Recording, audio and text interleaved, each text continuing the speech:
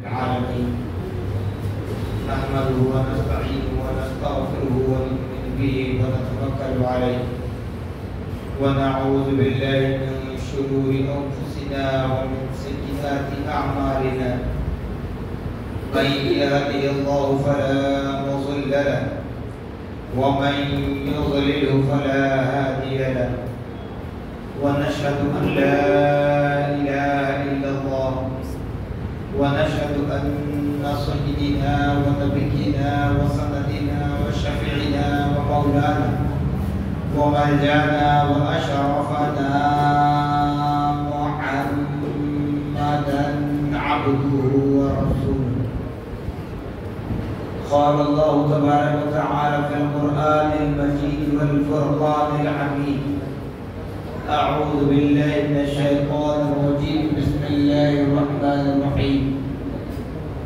يا أيها الذين آمنوا قوا أنفسكم وأهليكم نارا أعدت للكافرين. صدق الله العظيم وصدق رسوله النبي الأمين الكريم ونحن على ذلك لمن الشاهدين والشاكرين والذاكرين والصابرين والحمد لله رب العالمين. قال الله تبارك وتعالى في شأن حبيبه المصطفى ورسوله المجتبى صلى الله تعالى عليه وسلم: إن الله وملائكته يصلون على النبي يا أيها الذين آمنوا صلوا عليه وسلموا تسليما.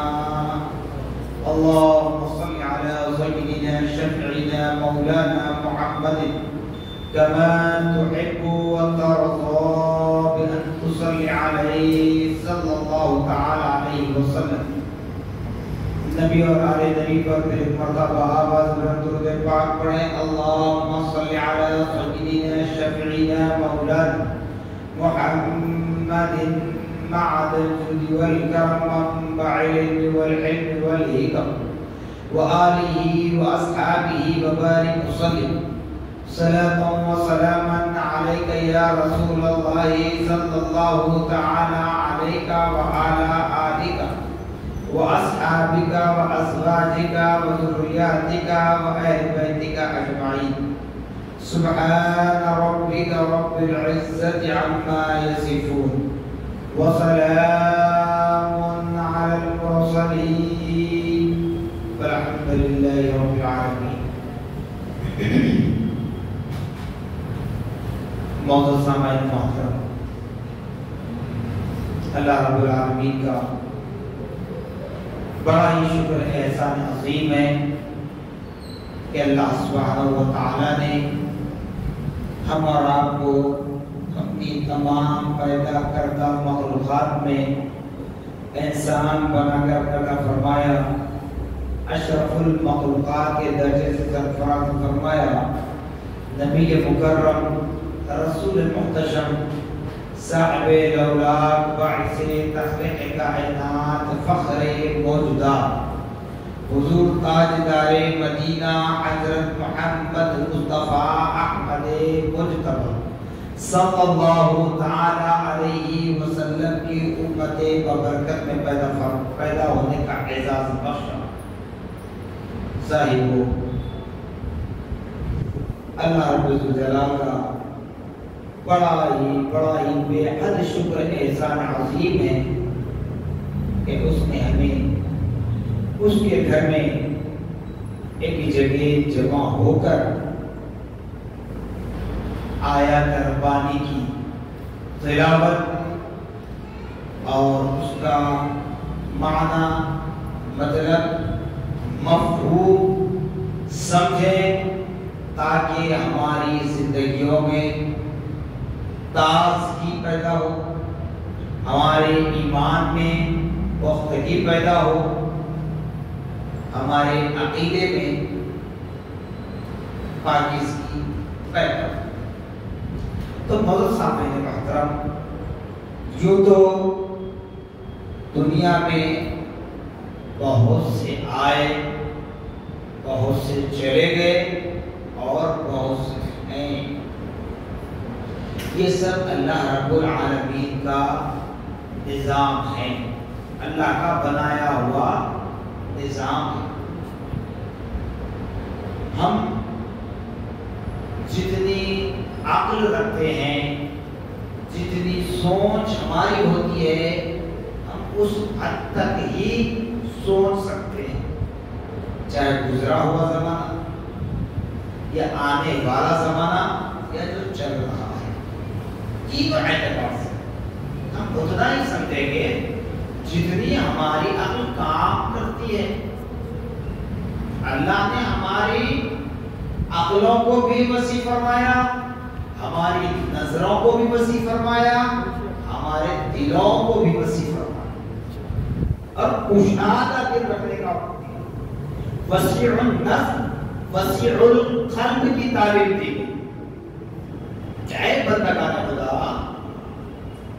تم صرف ایک مسلمان نہیں بلکہ ایک مومن ہے، اور کرم خدا کا یہ ہے کہ تم نبی کی امت میں پیدا کیے گئے ہیں. تم ایک کامل مومن ہیں تو اپنی نظر میں بھی وسعت پیدا کریں، اپنے دل میں بھی وسعت پیدا کریں، اپنی عقلوں کو بھی وسعت کے ساتھ دیکھیں، اور اس دنیا میں آئے ہیں تو خدا کی قدرت کو سمجھیں. یاد رکھیں کہ خدا کی قدرت کو سمجھ لو اس دنیا میں، تو پھر آنے والا فیوچر تمہارا اچھا ہو، تمہارے نسلوں میں برکت ہو. اگر تم خدا کی قدرت کاملہ کو سمجھ لو، جس دن خدا کے نظام کو سمجھ لو، جس دن خدا کی تخلیق کو سمجھ لو، تو تمہارے نسلوں میں برکت، تمہارے گھروں میں برکت، تمہارے دسترخوان میں برکت، تمہاری کمائیوں میں برکت، تمہاری نوکریوں میں برکت. پھر سکرات کے وقت بھی کامیابی کی ضمانت، قبر کی اندھیری زندگی میں بھی روشنی کے اجالے کی گارنٹی، میدان محشر میں بھی پیارے آقا محمد رسول اللہ صلی اللہ تعالی علیہ وسلم کے قدموں میں اٹھایا جانا یقینی ہے اگر خدا کے قدرت کو سمجھ لیں. کیونکہ دنیا امتحان گاہ ہے، امتحان حال ہے، ایگزام حال ہے. جیسے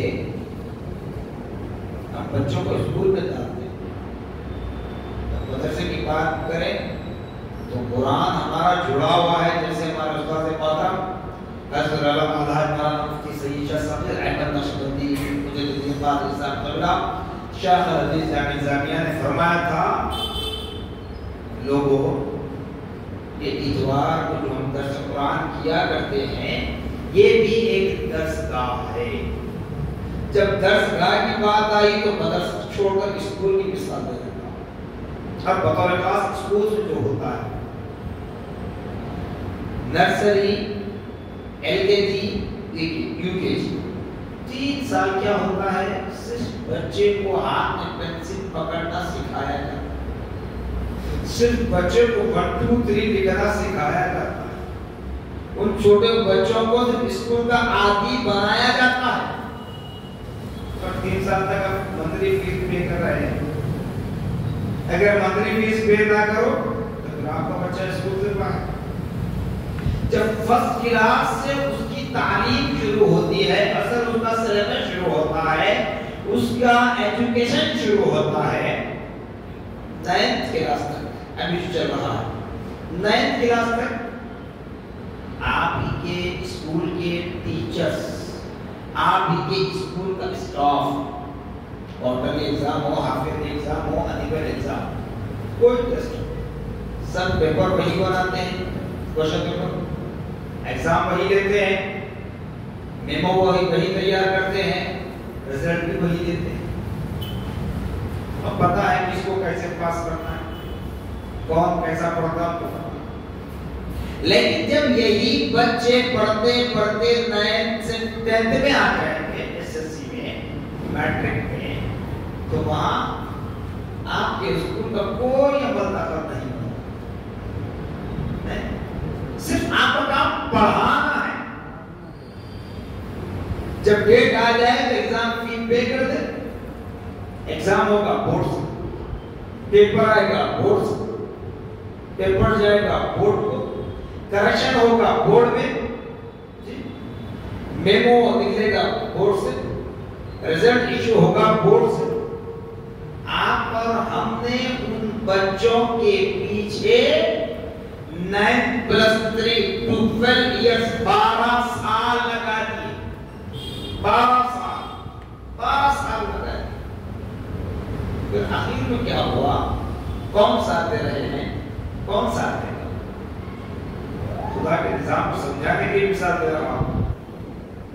اب ہمارا بچہ اگر پرائمری، اپر پرائمری، ہائی اسکول اگر آ جائے، کچھ غلطی ہو تو پیرنٹ ٹیچر سے رجوع ہوتے ہیں، پوچھتے ہیں، معلومات حاصل کرتے ہیں، سب کچھ کرتے ہیں.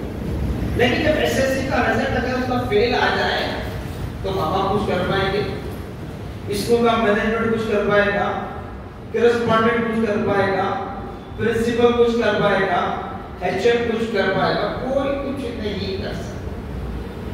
فائنل ہے، بورڈ آف سیکرٹری سے جو ایگزام کا رزلٹ آتا ہے فائنل، اس میں کچھ نہیں ہوتا. سپلیمنٹری ایگزام میں ہوتا وہی سے.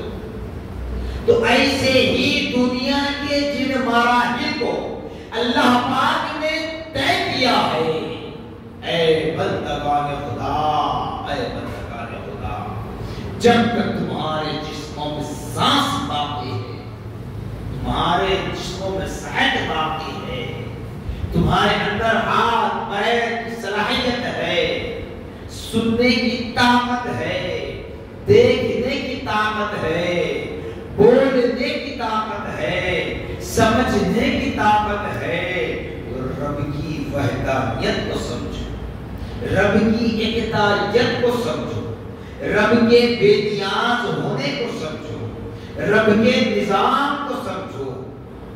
کیوں؟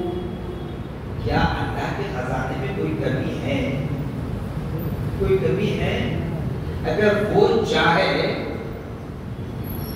ظاہری اعتبار سے آپ کے اور ہمارے والد بزرگوار حضرت سیدنا آدم علیہ نبینا علیہ السلام کو جہاں پیدا فرمایا، جس کو پیدا فرمایا، اس وقت سے لے کر آج تک اور کل صبح قیامت تک آنے والی تمام نسلوں کو زندہ رکھ کر رزق دے سکتا ہے، زندہ رکھ کر رزق دے سکتا ہے.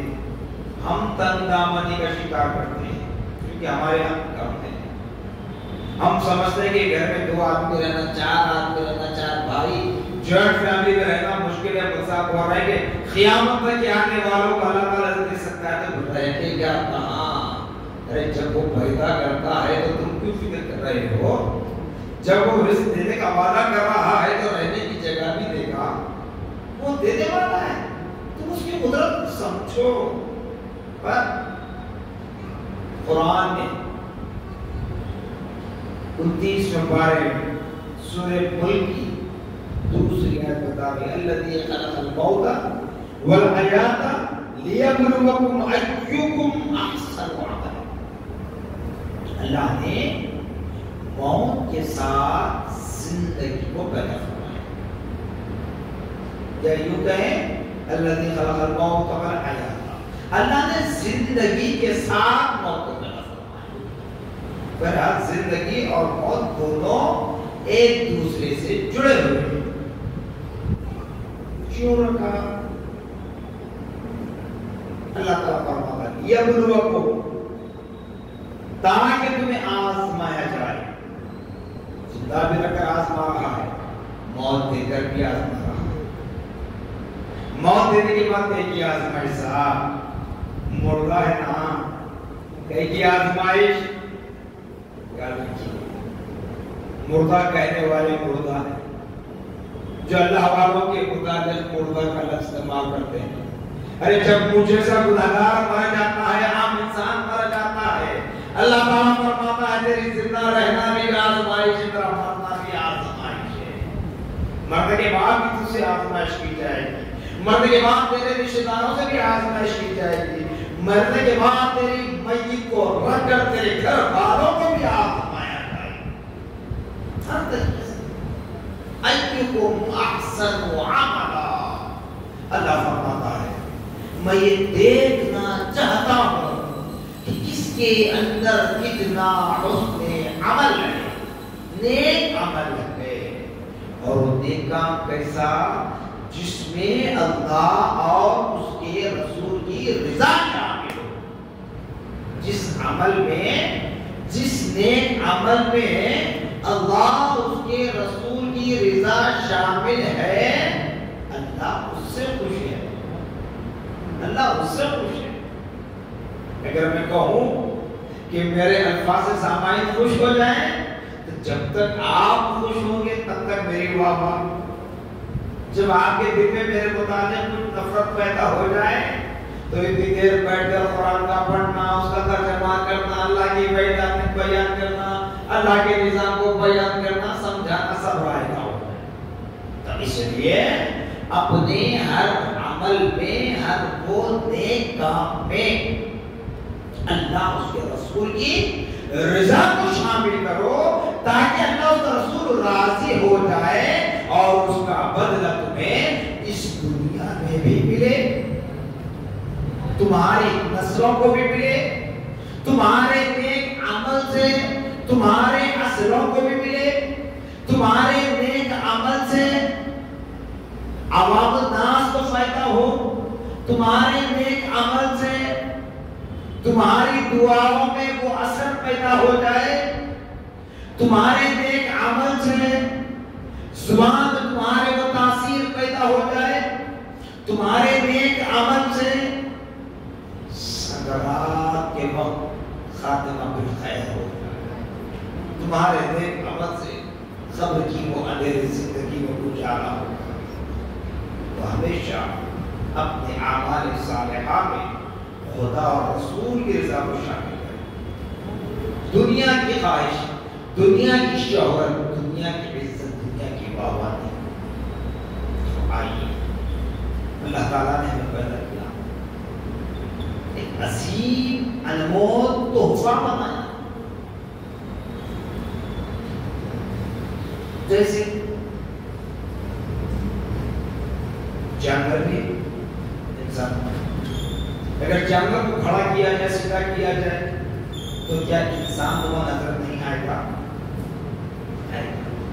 لیکن شکل الگ ہے۔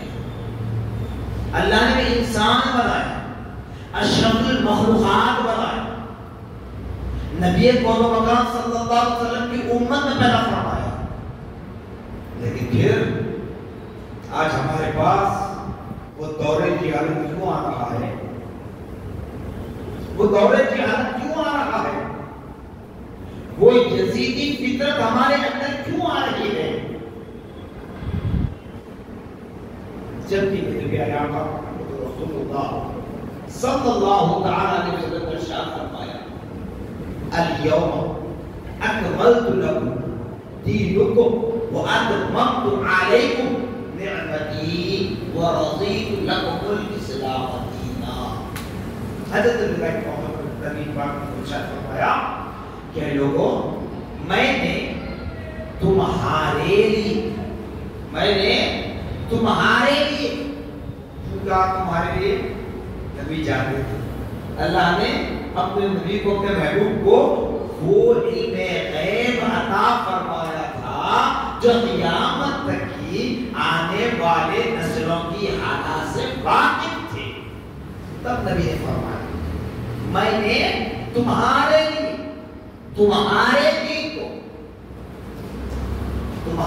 دین کو، تو مطلب یہ نہیں کہ نبی پاک صلی اللہ علیہ وسلم کا دین الگ، یا نبی پاک صلی اللہ علیہ وسلم کے زمانے کا دین الگ، یا پھر نبی پاک صلی اللہ علیہ وسلم کے سچے وفاداروں کے لیے دین الگ نہیں. دین حکم کا مقصد تم جس زمانے میں پیدا ہوگے، تم جس زمانے میں آؤ گے دنیا میں، اس وقت کے حالات کے اعتبار سے، اس وقت کے فتنوں کے اعتبار سے، اس وقت کے ماحول کے اعتبار سے جو تمہارا معاملہ ہوگا، جو تمہاری محبت دین سے جڑی ہوگی، تم دین اسلام سے کتنا جڑے ہوئے ہوں گے، اس کو پیش نظر رکھ کر نے فرمایا تمہارے لیے تمہارے دین کو مکمل کر دیا تاکہ تم اللہ کی رضا حاصل کرو، اللہ کی خوشنودی حاصل کرو. جب دین ہمارے لیے مکمل ہوا، جب ہم دین میں داخل ہو گئے، مومن ہیں، تو پھر اسلامی تعلیمات کیا ہے؟ شراب کا استعمال کرنا، شراب پینا حرام ہے، اس سے ہر مسلمان کو بچنا ہے یا نہیں؟ زنا حرام ہے، اس سے بچنا ہے. سود حرام ہے، اس سے بچنا ہے. اب وہ سود رہن کی شکل میں ہو، وہ سود کسی اور شکل، حرام. جی اسی طرح قتل و غارت گیری حرام، حق تلفی حرام، اور بہت سارے گناہ جو موٹی موٹے آپ کو بتا. تو بتائیے کیا یہ گناہ آج ہمارے معاشرے میں ہو رہے ہیں یا نہیں؟ اگر کوئی مصیبت آ جائے، کوئی آفات ملیات آ جائے، تو پھر اللہ کی بارگاہ میں شکوہ کیوں؟ اللہ اس کے رسول نے تو منع فرمائے کاموں سے، شراب چھوڑو، شراب پینا چھوڑو، جی زنا چھوڑ دو، انڈسٹریل کاروبار چھوڑ دو، سودی کاروبار چھوڑ دو. سود لینا بھی حرام، دینا بھی حرام، دلانا بھی حرام. لینا بھی حرام، دینا بھی حرام، دلانا بھی حرام، چاہے اس سے کتنی ہی مجبوری ہوتا ہے. قتل و غارت گیری حرام، جھوٹ، چوری، غیبت، بڑوں کا ادب نہیں کرنا، چھوٹا پر رحم کرم کا معاملہ نہیں کرنا، ماں باپ کے حقوق ادا نہ کرنا، اعلی اولاد کے حقوق ادا نہ کرنا، بھائی بہنوں کے حقوق ادا نہ کرنا، بڑوں سے ان کے ساتھ حسن سلوک نہ کرنا. یہ سب اعمال کیا ہیں؟ اللہ کو ناراض کر دینا، شیطان کے راستے پر لے جانا، اور شیطان کا راستہ سیدھا جہنم میں لے جانے کا. آج پچھلے تقریباً 2 ہفتوں سے ہمارے شہر کے حالات بڑے بگڑے ہوئے ہیں. یہاں کی ہوا کو خراب کیا جا رہا ہے، قتل و غارت گیری عام ہو رہی ہے. تو کیا بتانا چاہتے ہیں کہ دور جہاد واپس آ گیا؟ کیا یہ بتانا چاہتے ہیں کہ یزیدی طاقت پھر سے واپس آ گئی؟ قتل و غارت گیری کرنا یزیدی فطرت، قتل و غارت گیری میں ملوث ہونا یہ دور جہاد، جس وقت حضور صلی اللہ علیہ وسلم نے فرمایا تھا حضرت بلال کے موقع پر کہ لوگوں میں نے تمہارے لیے تمہارے دین کو مکمل کر دیا. اس سے پہلے جو حالات تھے یہی قتل و غارت گیری ہوا کرتی تھی جو آج ہو رہی ہے. تو اس کے ذمہ دار کون؟ اس کے ذمہ دار کون؟ یاد رکھیں، اس کے ذمہ دار سب سے پہلے ماں باپ ہوں گے. ماں باپ کیوں؟ اگر ماں باپ اپنی اولاد کی صحیح تربیت کرتے، اگر ماں باپ اپنی اولاد کی صحیح تربیت کرتے، اس کے ہر موڑ پر اس پر نظر رکھتے، اس کو ہر چیز کی تاکید کرتے، اچھی بات کی تلقین کرتے، اور دنیا کے فتنوں سے اس کو بچاتے تو آج یہ موقع دیکھنے کو کیوں ملتا؟ آج یہ موقع دیکھنے کو کیوں ملتا؟ ماں باپ ذمہ دار ہے کیوں؟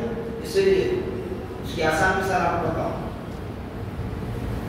جب ایک باغ کا مالی اپنے باغیچے میں پھلوں کے پھولوں کے درخت اگانا چاہتا ہے تو کیا کرتا ہے؟ اس کی بیجیں زمین میں گاڑتا ہے، جو کچھ اس کی چیزیں ہوتی ہے وہ چیز زمین میں گاڑتا ہے، کھاد ڈالتا ہے، پانی ڈالتا ہے، سب کرتا ہے. جب ایک پودا نمودار ہو جائے تو کیا کرتے ہیں؟ چھوٹی چھوٹی لکڑیاں لے کر بیٹھتے ہیں اس پودے کے اطراف، زیادہ دور نہیں، پودے کے اطراف ایک 4 انچ کے فاصلے گڑا کر کے لکڑیاں ڈبو کر ان لکڑیوں کو ایک تار کے ذریعے باندھا جاتا ہے. پھر جب پودا اور تھوڑا بڑا ہوتا ہے تو چھوٹی چھوٹی لکڑیوں کو نکال کر بڑی بڑی لکڑیاں لگا دیا، پھر اس کو تاروں کے ذریعے گھیرا جاتا ہے. پھر جب اور بڑا ہوتا ہے لکڑیوں کو نکالتے ہیں، جالیوں کو لگاتے ہیں. جب جالی کو لگایا جاتا ہے تو جب بارش کا موسم ہو، ہوا تیز چلے تو پودا ہوا کے زور سے اگر جھکتا ہے تو کیا کرتے ہیں؟ جالی ہٹا کر ایک لکڑی اس پودے کے پیڑ کے بازو لگا کر اس کو دھاگے سے، ڈوری سے، تار سے باندھا جاتا ہے. پھر جائے گا. کیوں کرتے سب یہ؟ اس وجہ سے کہ پیڑ سیدھا تنا پر ہو جائے، سیدھے جماعت ہو جائے، ادھر ادھر نہ جھکے، وہ سیدھا بڑھتا ہوا چلا جائے. جب بڑھتا ہوا چلا جائے تو اس میں خوبصورتی ہے، اس میں خوبصورتی آئے گی.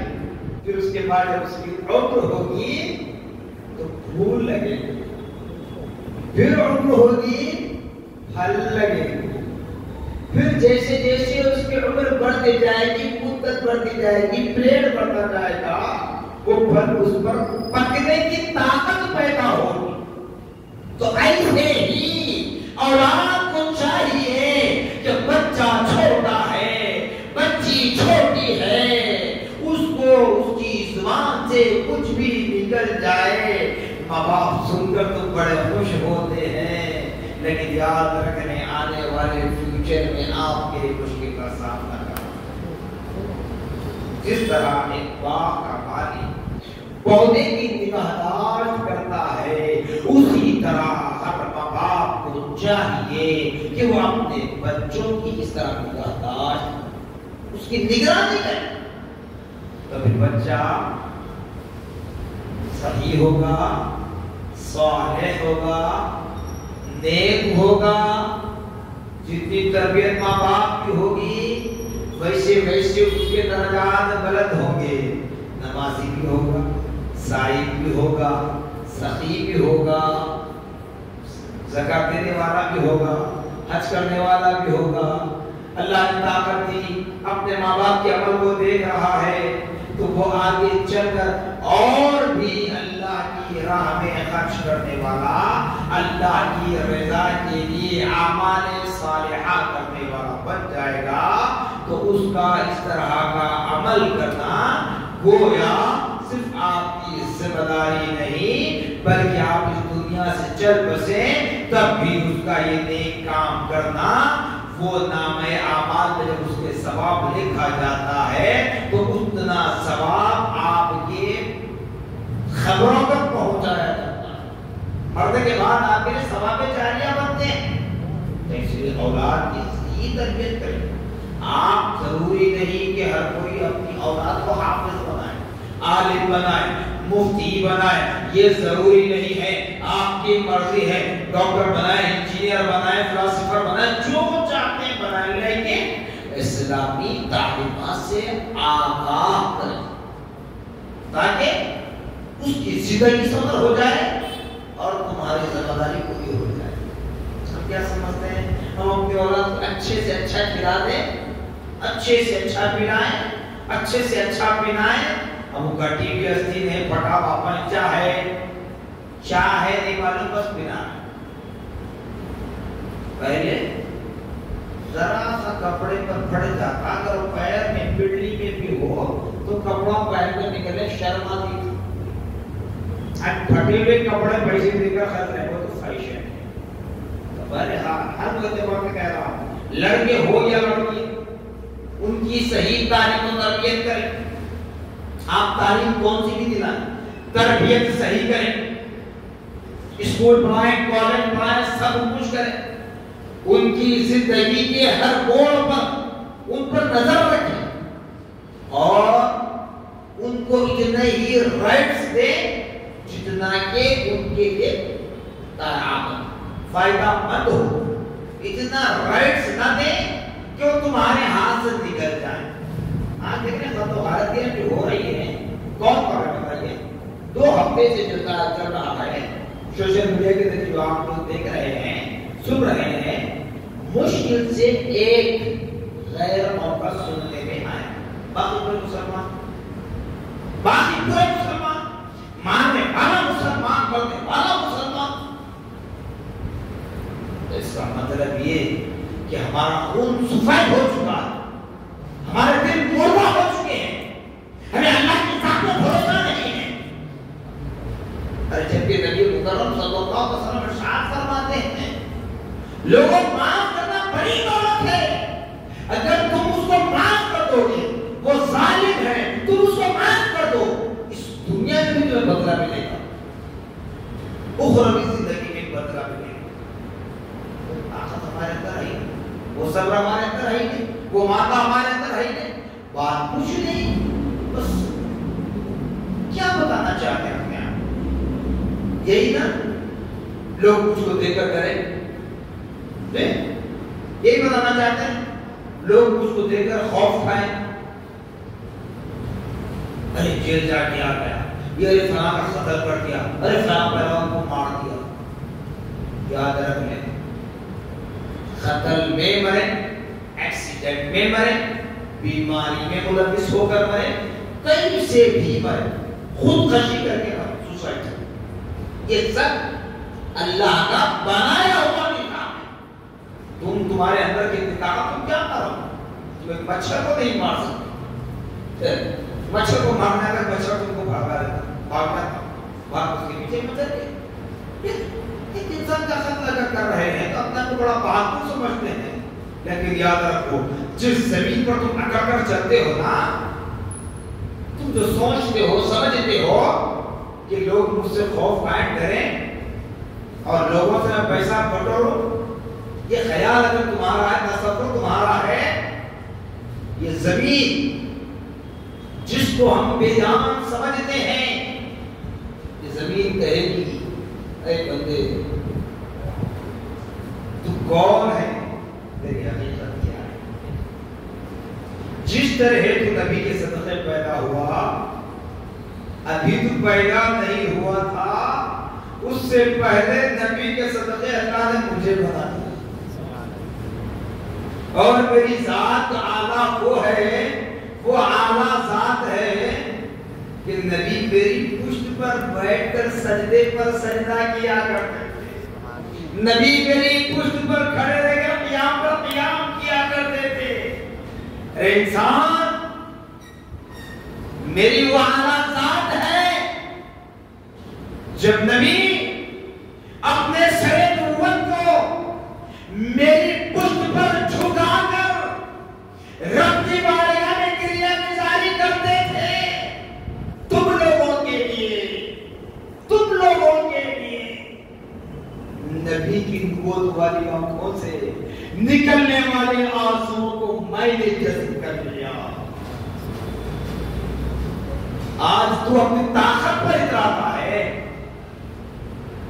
میرے رب نے تجھے طاقت دی تو اس طاقت پر اترا رہا ہے. جس وقت ملک الموت میری روح کو قبض کر لے، جب تو میرے آغوش میں آئے گا، اس وقت میں تجھے ایسے دبوچوں گی ادھر کی پسلیاں ادھر، ادھر کی پسلیاں ادھر ہونے لگے گی، اس وقت تڑپتا رہے گا، بہتا رہے گا، چیختا رہے گا، لیکن اے ظالم، اے قاتل، تیری چیخ کو نہ تیری ماں سن پائے گی، نہ تیرا باپ سن پائے گا، نہ تیرا مستردار سن پائے گا، جس کے بھرے پر ناشتے ہوئے تو اللہ کے بندوں کا قتل کر رہا ہے۔ یاد رکھو ایمان کا، میں نے پہلے دے دیا، یہ قتل و غارت گری دور جہالت کا عمل ہے، یہ قتل و غارت گری یزیدی فطرت ہے، یزیدی عمل ہے، مسلمان کو نہیں مار سکتے۔ ہاں اگر کسی معاملے میں غیر سے اگر تمہاری لڑائی ہو، دشمن اسلام سے تمہاری لڑائی ہو، وہ تمہیں قتل کرے، وہ الگ صورت ہے۔ مسلمان کا قاتل جبکہ اللہ اس کے رسول نے ایک دوسرے کو آپس میں بھائی بنایا، بھائی کا قاتل یہ بھی ہو رہا ہے۔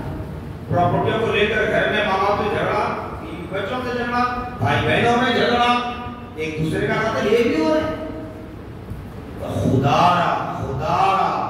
اللہ تعالیٰ قرآن میں فرما رہا ہے، یا ایھا الذین آمنوا قوا انفسکم واہلیکم نارا، لوگوں اپنے آپ کو، اپنے اہل و عیال کو جہنم کی آگ سے بچاؤ۔